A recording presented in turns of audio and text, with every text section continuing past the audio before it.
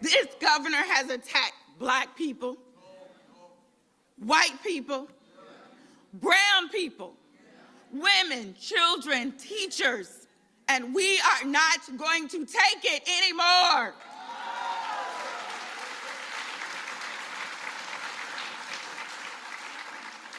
We are not a better people if we only learn the history that makes us comfortable. It was said before me, and you're going to hear it over and over today.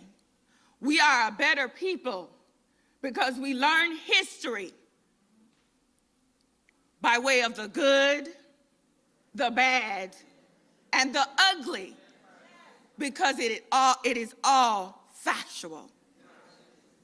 We are in a time of crisis, and I say this to each of you.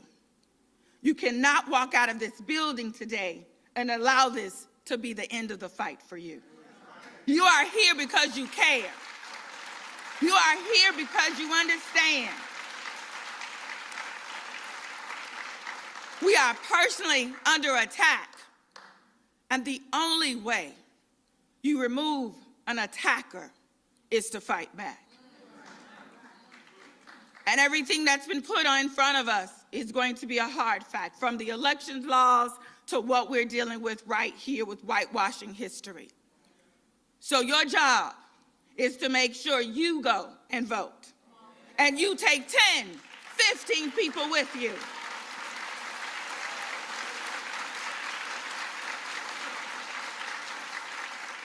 It's going to be hard, but we cannot let the attacker's voice be louder than the victors, and we are victors.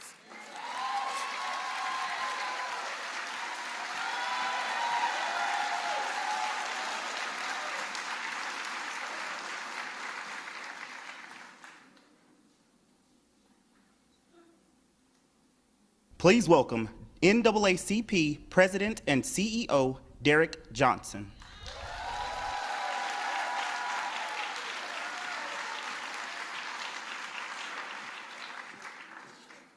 Good afternoon.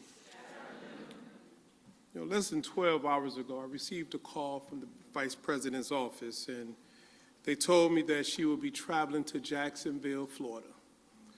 Thought it was important for me to come and join her here today because the cancer in Florida cannot be allowed to spread to the other 49 states.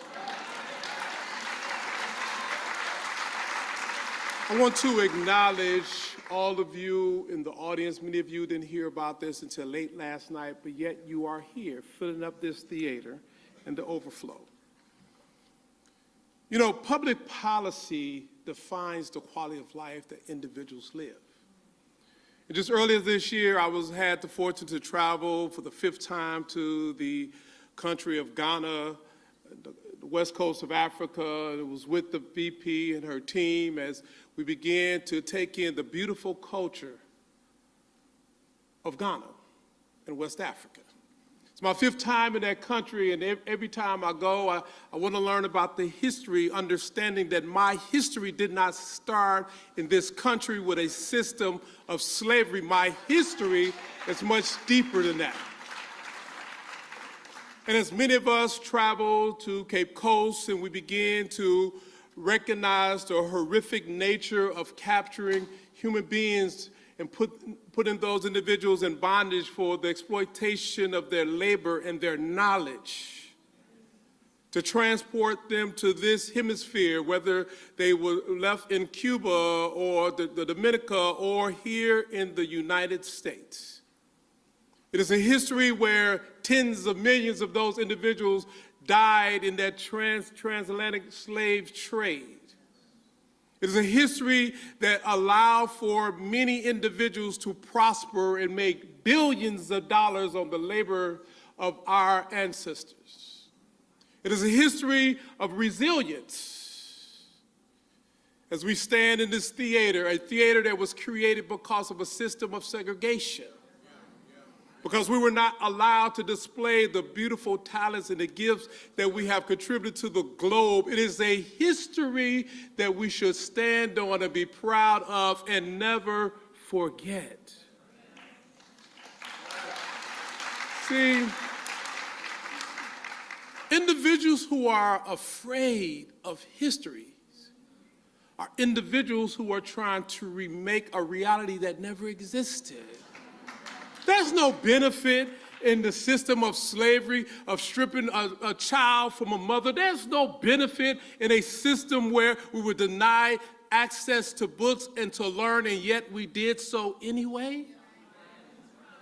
There's no benefit in stripping our ability to bargain for our skills so that we can leverage and provide for our families and gather without fear of those individuals attacking us like they did in Rosewood or Tulsa, Oklahoma.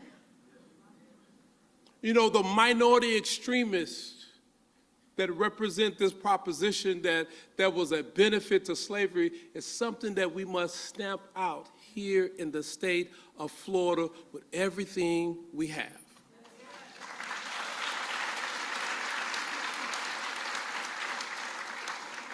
Our heritage is rich. Our story is full of lessons of the past that we must learn from. Black history is American history. There is no separation between the struggle that we went through. Our history is the story of perfecting democracy. It is holding true those promises in the Constitution that we were denied, and yet we stand strong beside this nation anyway.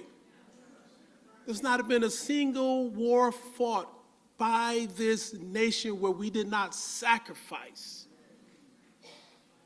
So much so that we are more Americans than those who claim to be patriots. It always amazes me, particularly in the South, where individuals who want to hold up the Confederacy and say they're Americans at the exact same time. The Confederacy was a treasonous effort that ran counter to our democracy. And whether it was Andrew Jackson and his white supremacist self, or Jefferson Davis with his treasonous self, or any of those Confederate soldiers, because of black folks who took up arms, even though we didn't have citizenship, reinforcing Sherman's army, we defeated that treasonous army they call the Confederacy. Our history is American history. There is no history of this soil without including blacks in this country. So I stand here representing the nation's largest civil rights organizations because there's no other fight more important than this fight. This is not about someone trying to use a platform for another office. This is about our future. This is about our children. This is about our ability as a nation to stand with strength among the global nations and really be a leading nation. I was explaining this to my 17-year-old last night, and he said, well, why you got to go back? So I'm going back for you. I have to go this morning and get here for you. Because there are those who want to recreate a 1950 America, and there are those of us in this room who understand we need America looking forward. I commend the Vice President for taking this on. It is important for us to stand at this moment. You know, the NAACP earlier this year, we called for a travel advisory, state of Florida. And we did that recognizing that we could not abandon Florida. That we say, traveler beware, because if you're a woman, they don't respect your freedom. Traveler beware, that if you are of a sexual orientation that they disagree, they don't respect your freedom. Traveler beware, that if you are someone with intellect, they don't respect your freedom. Traveler beware, that if you're a black male, black female, they don't respect your citizenship, you being a full human. But we cannot say we're not coming to Florida because we didn't get here overnight. we got here because of elections. We got here because we need to ensure that we continue to organize our communities across ethnic differences. Now, the beautiful thing about this audience, I see NAACP members, I see the Divine Nine, I see Baptists, I see Methodists, I see some short people, I see some tall people, I see the Jewish community, I see the Latino community, I see all of the richness of America. And we gotta stand in that richness.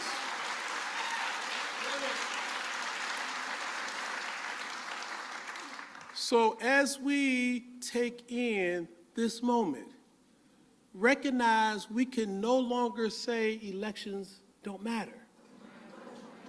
As we take in this moment, recognizing that if it's our community today, it's your community tomorrow. As we stand in this moment, many of us who profess to be of faith, but there are some universal principles in all of the organized religions. It is about loving God with all heart and mind, but it's that second part, loving thy neighbor. Loving thy neighbor. And so as I leave the podium, I do want to say that this will not be my last time here. Let's put our seatbelts on. Let's get ready to go to work, because when schools start, no child should be deprived of a full and rich understanding of how we came to be as a nation and their obligation to ensure democracy worked for all. Peace and power.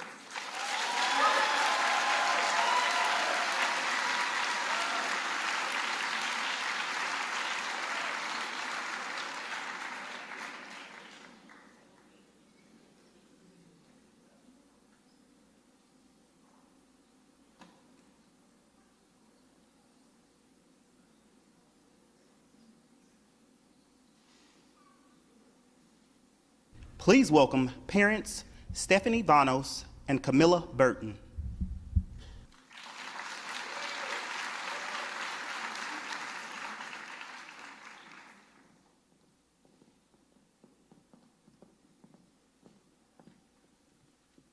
Hello, everyone. My name is Camilla Burton. I am a mother of 2 children from Black and Hispanic descent.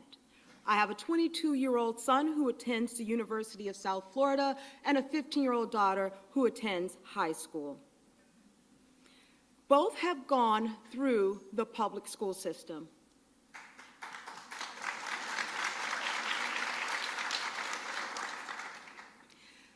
I am honored to offer a parent's perspective on the rightful place of African American history in our schools today.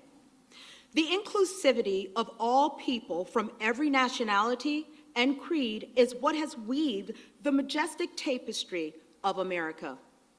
As a parent in the year 2023, it is troubling to experience my own child struggle to connect with identifying the contributions that others who look like her have made at the foundation and core of America.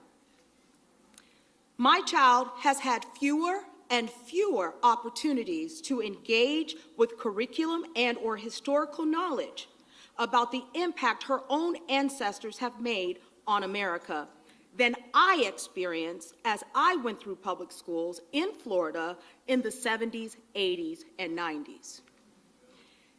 As an African American woman, I have lived to see the work of civil rights give me choices that had been denied to my parents and grandparents, both by race and gender.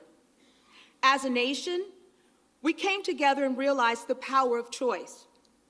Not only the power, but the human right in being able to choose. It's what makes us human. Now, I have watched women's rights be restricted, where women have limited voice in decisions of their bodies. We stand here on a platform to raise our voice about the threat to remove yet another choice. Moving or restricting African American studies from curriculum or programming in Florida creates an arduous pathway for not only my child, but every child to access knowledge and understanding regarding the impact and contributions of a people on America. As we continue to allow a rollback on many civil liberties, I'm left wondering, when will the time arrive that I, as a Black woman, will have my rights to be free, recalled, or restricted? Women's choices to bring a child into the world, a threat to remove African American history, being taught in our public schools. Is freedom for all next?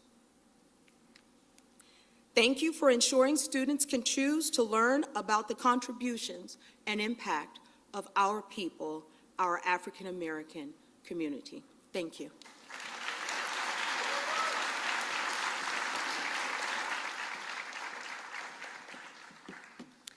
Good afternoon. My name is Stephanie Vanos, and I'm a mom of 3 daughters who go to school in Orange County, Florida. And before I start, I just want to acknowledge my middle daughter, Annie, who's in the audience today. She'll be starting 8th grade.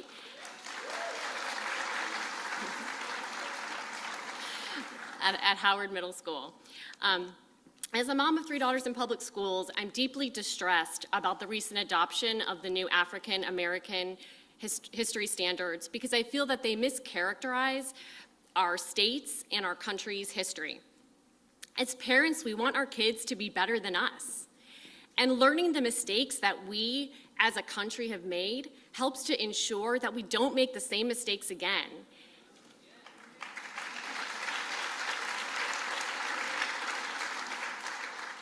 And that our children can inherit a better community, a better state, and a better country. Isn't that what all parents want for their kids? You know, when I talk to parents about what is happening in our schools today, what they're not worried about is that their child's social studies teacher is blaming their child for our country's historical mistakes. But what they are worried about is whether or not their child has a highly qualified, experienced teacher in their classroom.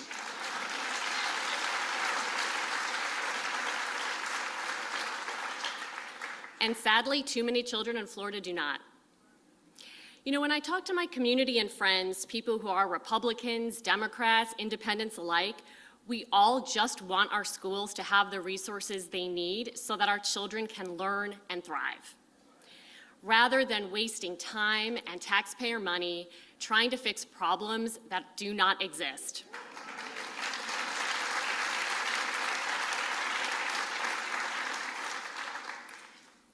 I kept mine short. That was the rule. So I follow the guidelines.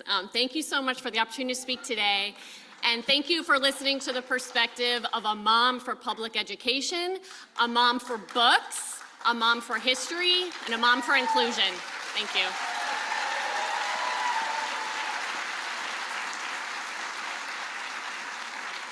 Please welcome Congresswoman Sheila Sherfilis McCormick.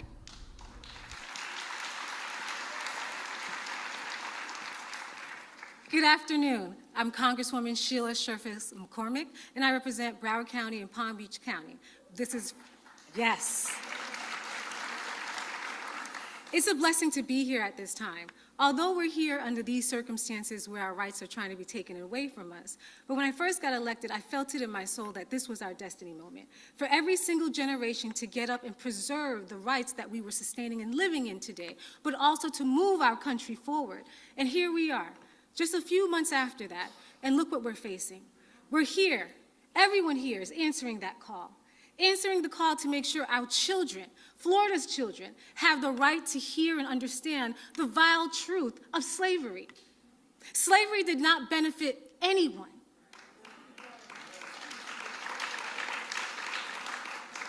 Slavery had embedded in it systemic brutality and cruelty, including torture, killing, rape, and murder.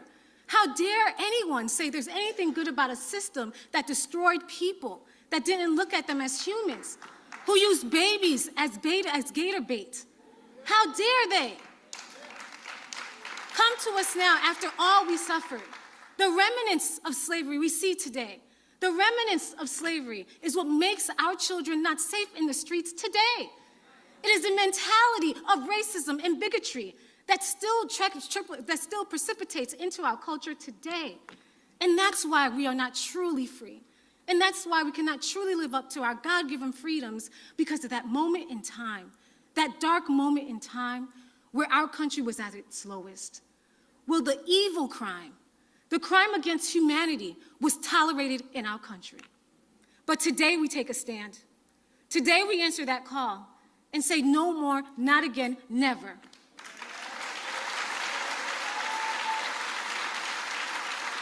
We will never go back, nor will we sit here idly and quietly and allow anyone to roll us back. The truth will be told, and the truth will be heard.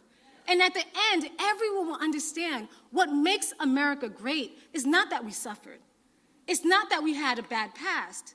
It's not that we had poor leadership that supported it. And it's not that we didn't create a crime against humanity. But it's because we turned around a situation. We recompensed a people. We allowed everyone to attain the American dream. And that's what we're fighting here. So I thank every single person who lives in Florida. This is our fight. This is ground zero. This is how we protect the nation.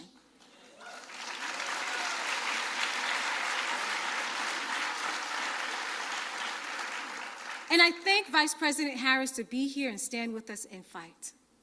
It's one thing for people to say, we're with you, we have your back. A tweet is nice. A call is nice. A video is nice. But to be here with us in the fight, that's how we know you're with us. We're comrades in this fight, and we will overcome. And we will tell the story to our grandchildren, what we did, what we stopped, and how we saved the soul of our nation. And it starts with you. So thank you. I'm Congresswoman Sheila Sheffield McCormick, and we'll continue to fight until we win. Thank you.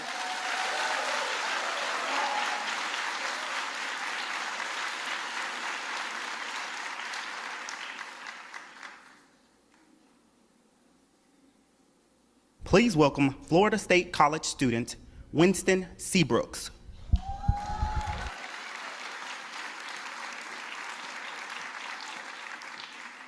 Good evening, Jacksonville, Florida. How are you all doing today?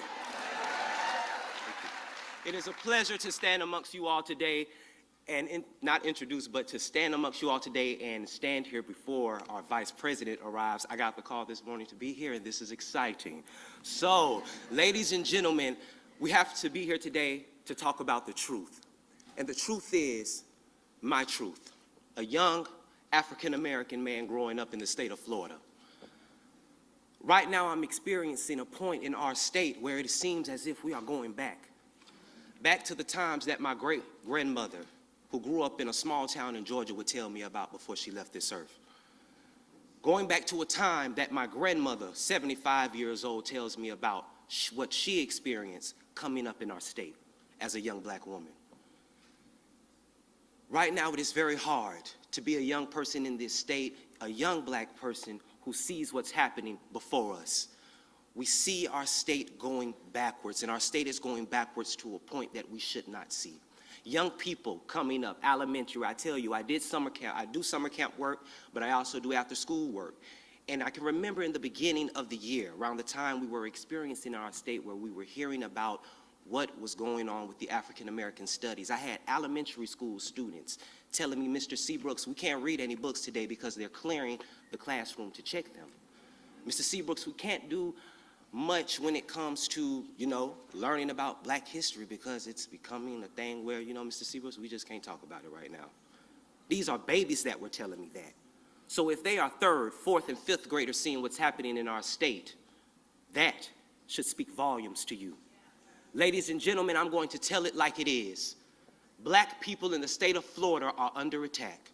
And if we do nothing to stop it, what are we doing? We have to stand up to this totalitarian style of leadership that we see, telling us what we can read, what we can see, and what we can be. That is a problem to me.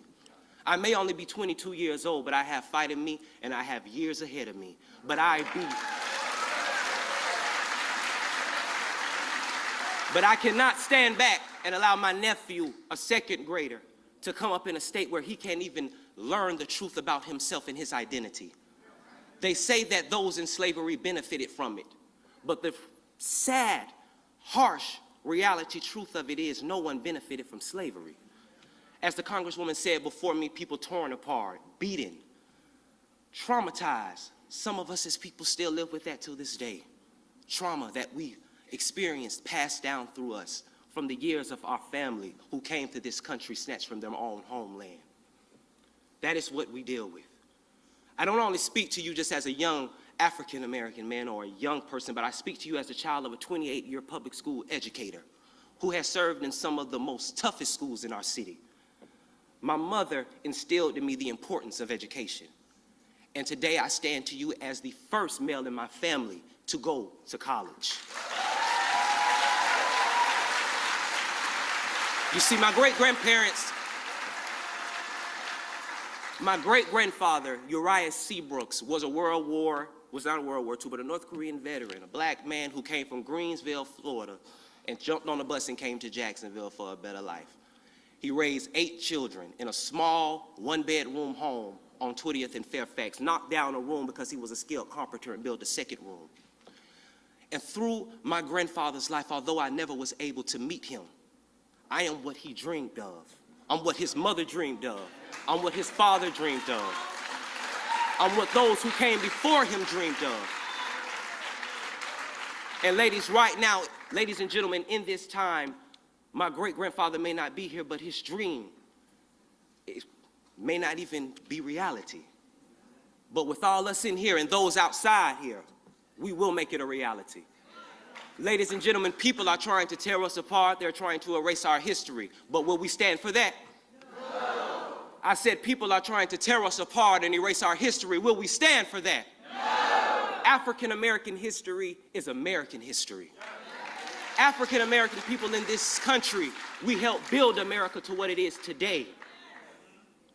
So all we ask is just give us the respect and the fair equity we deserve, because we all are Americans. Ladies and gentlemen, I appreciate you for giving me this opportunity to stand amongst you and speak. I'm not going to take forever because we want to hear Kamala Harris. Okay? My mother gave me permission to be here. She is a Delta. So y'all just, any Deltas in the building? I love it, I love it. Thank you all so much. And I have to say, I am a student at Florida State College of Jacksonville, but as of next month, I will be going into my first year as a student, second year, rolling into my third year, as a student at the one and the only, baddest, most famous, first to ever do it, not Florida A&M, Edward Waters University. Hate to do it to you, I hate to do it to you like that, ma'am, I hate to. Edward Waters University, any Tigers in the building? All right, I'm following the footsteps of my mother, who was Miss Edward Waters College in '95. I follow in the steps of my late aunt, Miss Shalia Von Williams, who was a founding member of the Delta Sigma Theta sorority incorporated at Edward Waters University, and she was a retired educator. So you should only understand why education is important to me. Because Nelson Mandela said, with an education, you could change the world. I hope I said that correctly, but I remember it very well a little bit. Ladies and gentlemen, I appreciate you, brothers and sisters. We are all in this fight together, whether we are black, white, yellow, Hispanic, whatever we are, Jew, Muslim, Christian, whatever background you are, we are in this fight together, because at the end of the day, the future holds an equal future for us all. And we will not, in the state of Florida, let anyone take that from us. Thank you, ladies and gentlemen. And I have to say, I have to finish this, and I have to acknowledge someone who stood in the paint and fought, someone who, for the past 4 or 5 years in this city, leading public education, stood in the fight in the paint for young people in this city. I have to recognize our amazing former superintendent of the year. Thank you. Because of that superintendent, this young man, a graduate of John Rebo High School, will be able to be in his Northwest Side community to see a new John Rebo High School, a new Ruffledge Pearson Elementary School. I can see that. Ladies and gentlemen, brothers and sisters, thank you. God bless you.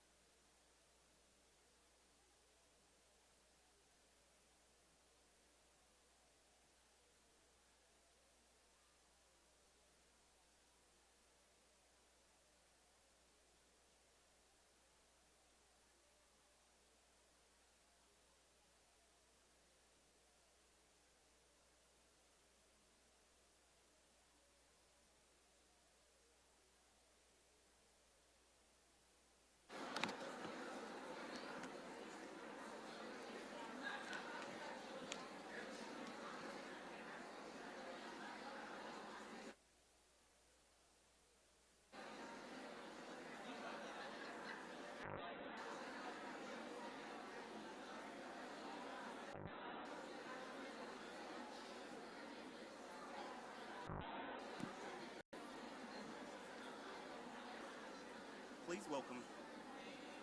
Is it on?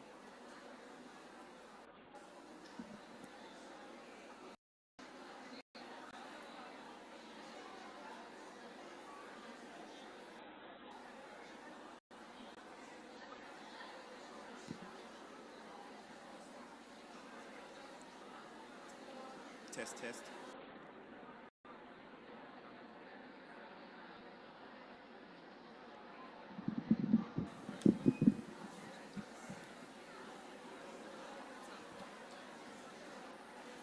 Please welcome.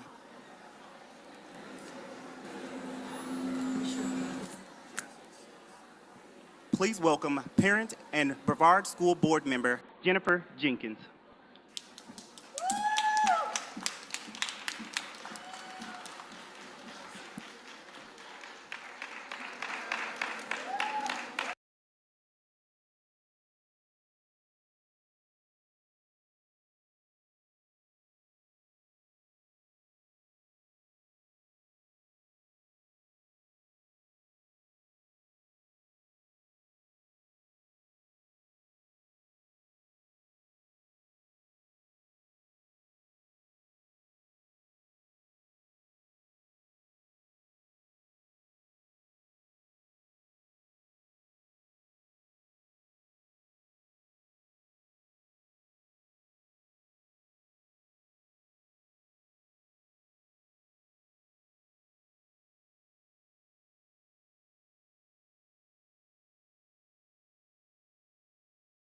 Brevard County as an educator, married to a history teacher with a young daughter.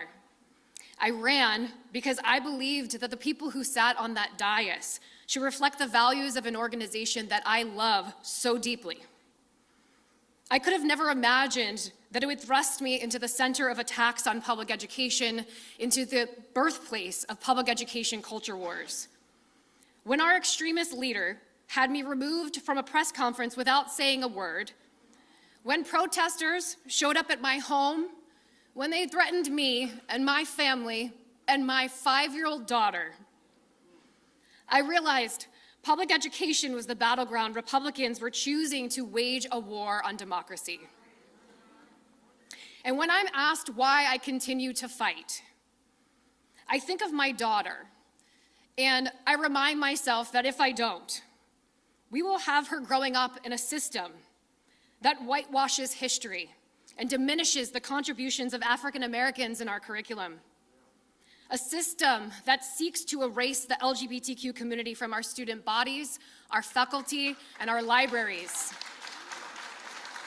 A system that bans access to bathrooms before the weapons that murder our children in their classrooms.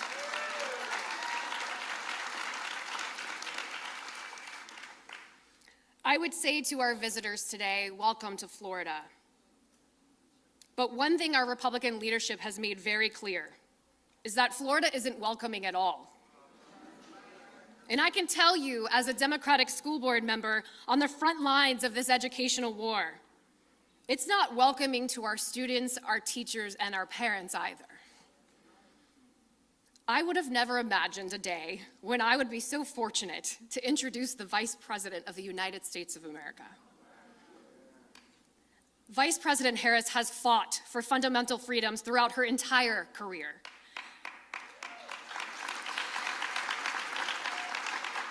From her days as a district attorney of San Francisco, the Attorney General of California, and as a United States Senator.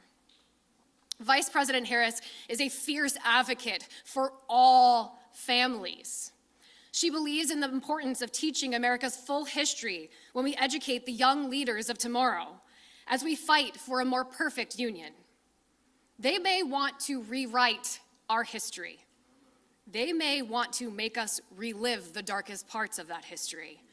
But today, we get to witness history as our Vice President gets to school the Florida Department of Education. And I am so here for it. So it is my absolute honor to introduce the Vice President of the United States of America, Kamala Harris.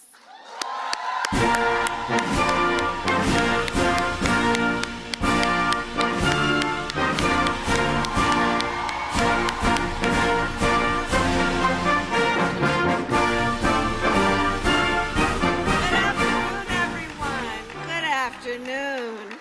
Good afternoon. Good afternoon.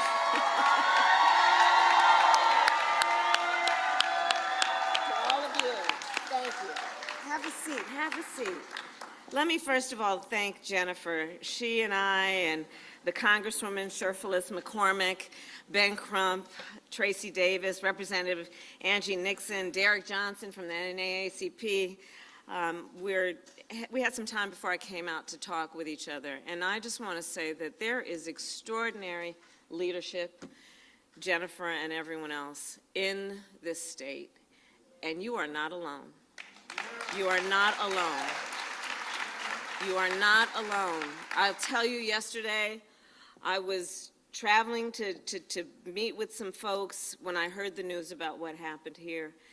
And our team and the president, is completely on board with this. We said, we got to remind the folks of Florida that you're not fighting out here by yourselves. We believe in you. We believe in the people of Florida. And so I decided to come and visit with you today.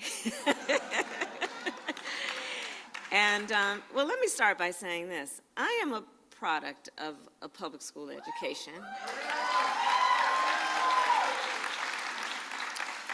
I was sharing with some of the teachers earlier, my first grade teacher, Mrs. Frances Wilson, God rest her soul, attended my law school graduation. I am a product of teachers and an educational system that believed in providing the children with the full expanse of information that allowed them to then, and encouraged them, to then reach their own conclusions and exercise critical thought in a way that was directly intended to nurture their leadership. I am fully aware that it is because of that approach that I stand before you as Vice President of the United States of America.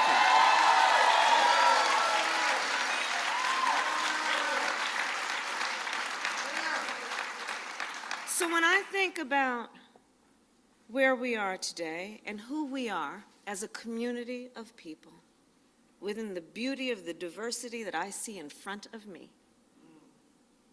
I know that there are many things we share in common. And first and foremost, we share in common a deep love of our country and the responsibility we each have then to fight for its ideals. That is so critically important on the subject then that gathers us here today. Because you see, when we think about it, part of true patriotism means fighting for a nation that will be better for each generation to come. Right?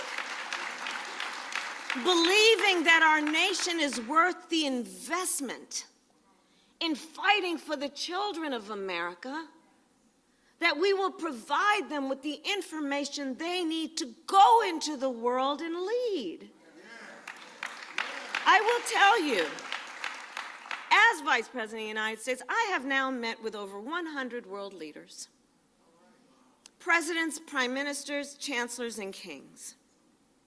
One of the things about who we are as Americans is we can walk in those rooms with the authority earned, for the most part, except recently sometimes, earned authority to walk in those rooms talking about what it means to uphold democracies, the importance of rule of law, human rights.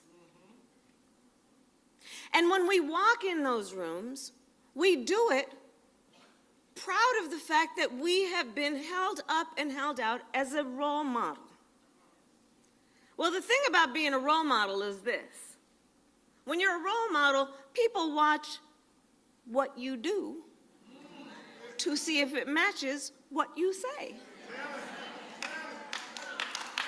So understand the impact that this is having not only for the children of Florida and our nation, but potentially people around the world. Because on a more specific point in that regard, we want to know that we are sending our children out as role models of a democracy who therefore know the importance of speaking and telling truth, the importance of understanding when you are a leader, you must know history.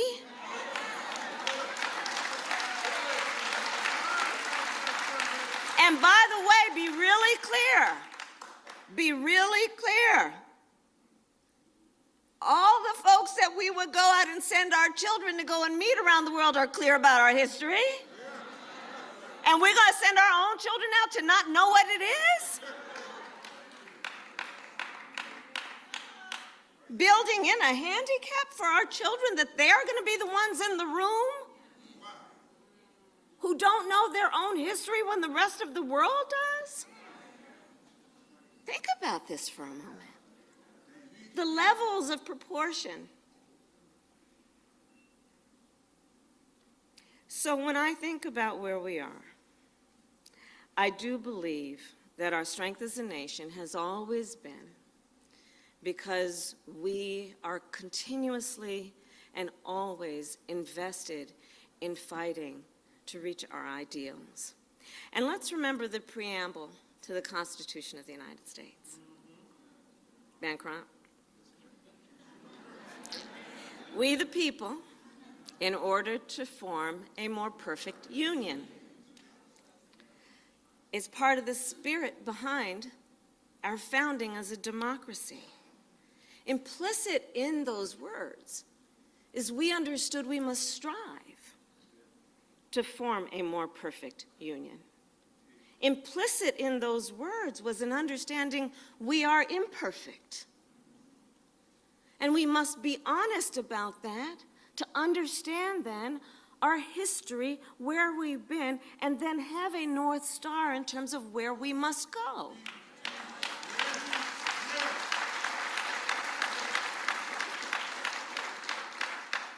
So when I think about what is happening then here in Florida, I am deeply concerned. Because let's be clear, I do believe this is not only about the state of Florida. There is a national agenda afoot.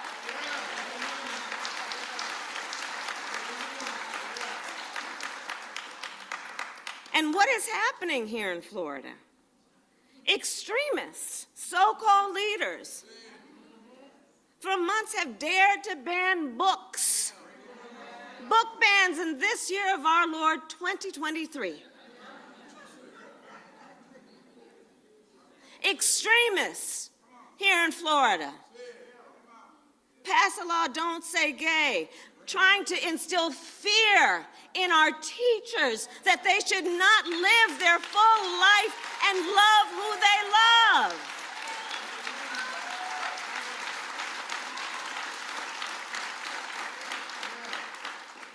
And now, on top of all of that, they want to replace history with lies. Middle school students in Florida to be told that enslaved people benefited from slavery. High schoolers may be taught that victims of violence, of massacres, were also perpetrators. I said it yesterday. They insult us in an attempt to gaslight us, and we will not have it. And we will not have it. And you know, as parents, we teach our children to tell the truth. It's one of the first things we teach our children. Love and honor their parents, their God, and tell the truth. We teach our children not only to tell the truth, but to seek knowledge and truth. It's part of what we know is about putting them on the road for them to grow and develop for the sake of our mutual well-being and prosperity. These are the things we tell them. Well, I think we should model what we say. These extremist so-called leaders should model what we know to be the correct and right approach if we really are invested in the well-being of our children. Instead, they dare to push propaganda to our children. This is the United States of America. We're not supposed to do that.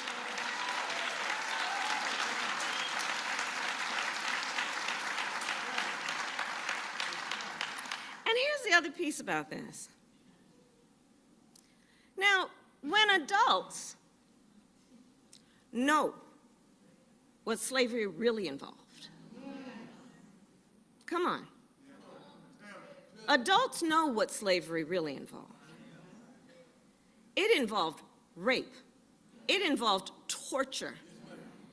It involved taking a baby from their mother.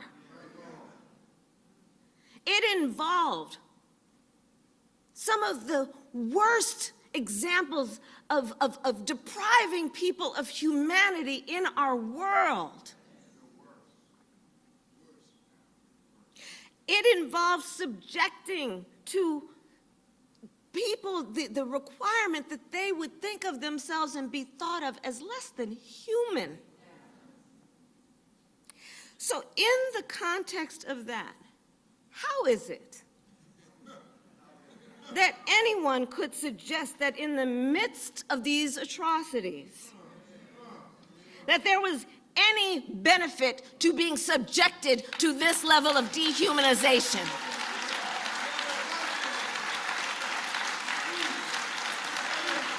In the midst of these atrocities, that there was some benefit.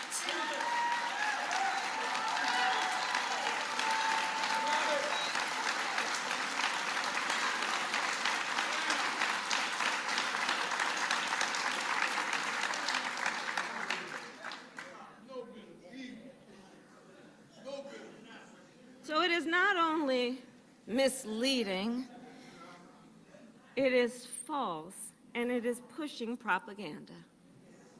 People who walk around and want to be praised as leaders, who want to be talked about as American leaders, pushing propaganda on our children. Pushing propaganda on our children. And when we think about it, you know, when we send our children to school as parents, we want to know that they are being taught the truth. It is a reasonable expectation. It is a reasonable expectation that our children will not be misled. And that's what's so outrageous about what is happening right now. An abject and purposeful and intentional policy to mislead our children. And so, let us be clear, teachers want to teach the truth. Teachers want to teach facts. And teachers dedicate themselves to some of the most noble work any human being could take on, to teach other people's children for the sake of the future of our nation. And so they should not then be told by politicians that they should be teaching revisionist history in order to keep their jobs. What is going on? Are teachers who fear that if they teach the truth, they may lose their job. As it is, we don't pay them enough.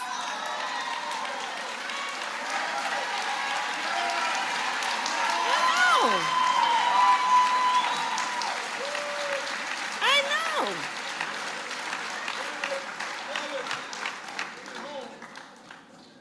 And these are the people, these extremist so-called leaders, who all the while are also the ones suggesting that teachers strap on a gun in the classroom instead of what real leaders should be doing and be engaged in reasonable gun safety laws.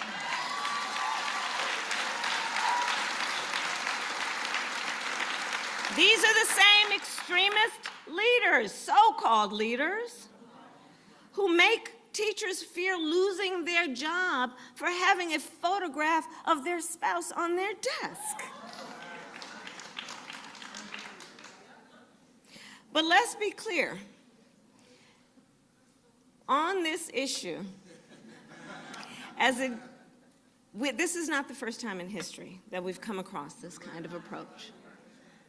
This is not the first time that there are powerful forces that have attempted to distort history for the sake of political ends. Think about in the past how we have seen attempts to minimize and even deny the Holocaust. Think about those who tried to rewrite the history of the Japanese internment camps, erase our nation's dark and sordid history and how we have treated the native people, and in particular through educational systems.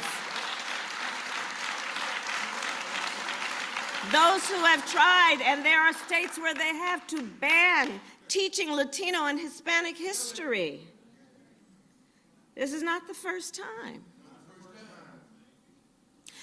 But when we think about it then in the context in which we should, understanding there is a national agenda afoot, understanding that there are many aspects of our history that some would like to overlook, erase, or at least deny, let us think about then what this creates as a moment for us to also then rededicate ourselves to the coalition.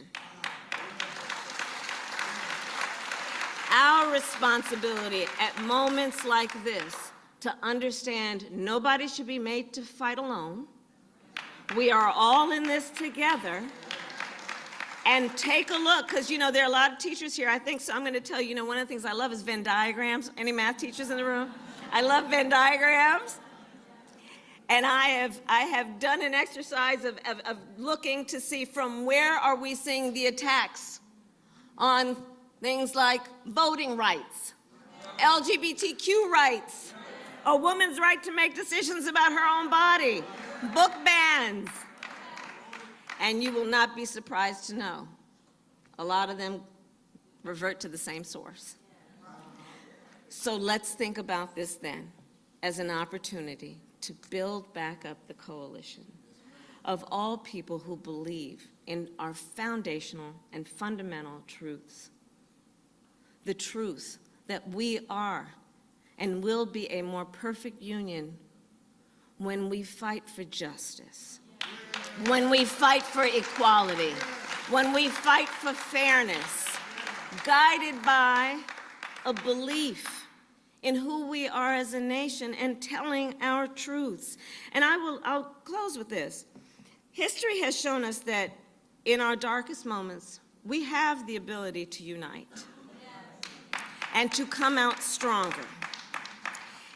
We know e pluribus unum, out of many one. That is who we are in this room, out of many one.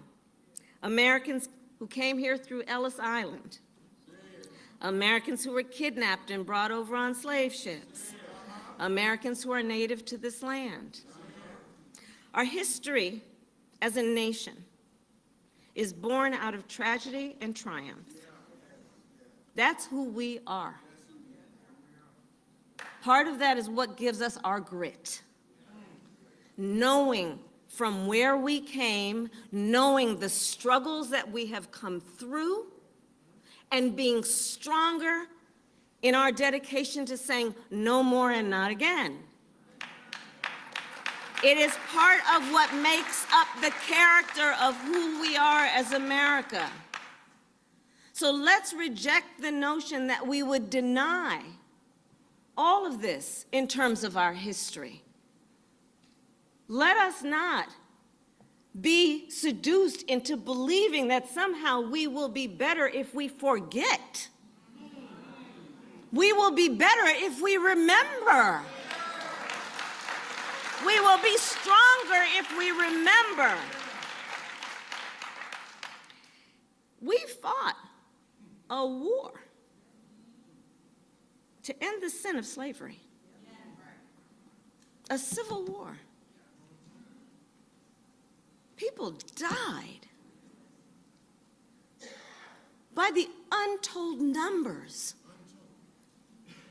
in that war, many of whom fought and died because of their belief that slavery was a sin against man, that it was inhumane, that it was not reflective of who we believe ourselves to be as a country, and certainly not reflective of who we aspire to be.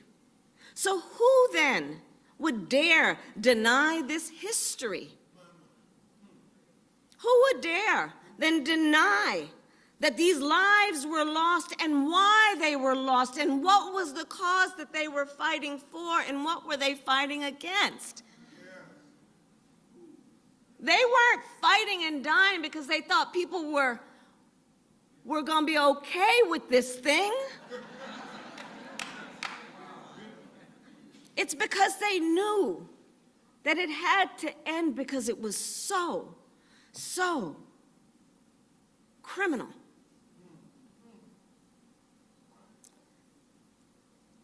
So we know the history, and let us not let these politicians who are trying to divide our country win.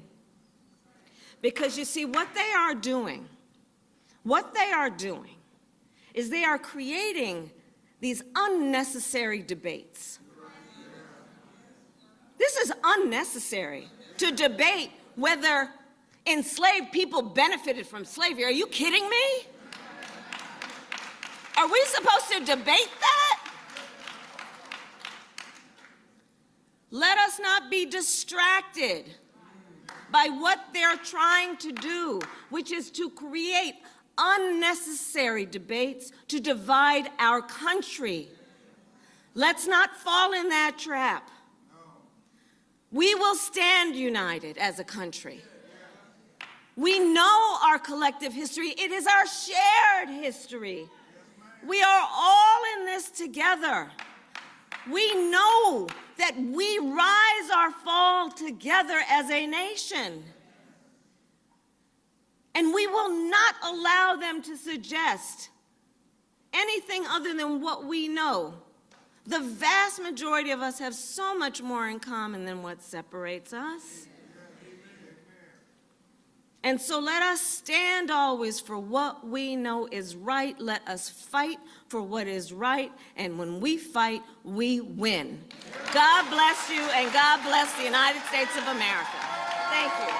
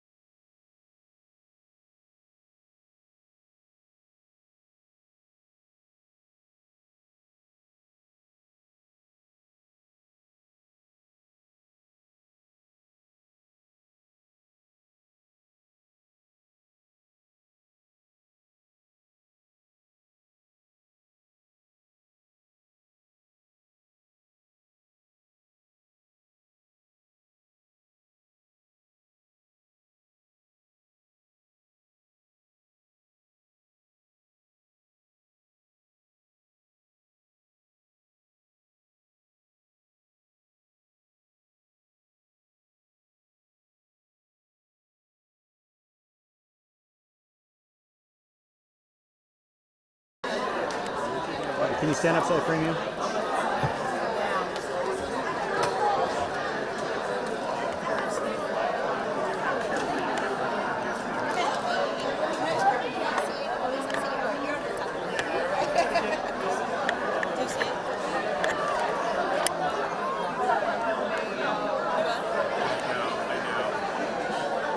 Wait, we need to give you the stick mic or Yeah, stick they mic. said that Tampa wanted a 5 o'clock hit stick. So, if you guys have time, I'll send it out. It's the same hit as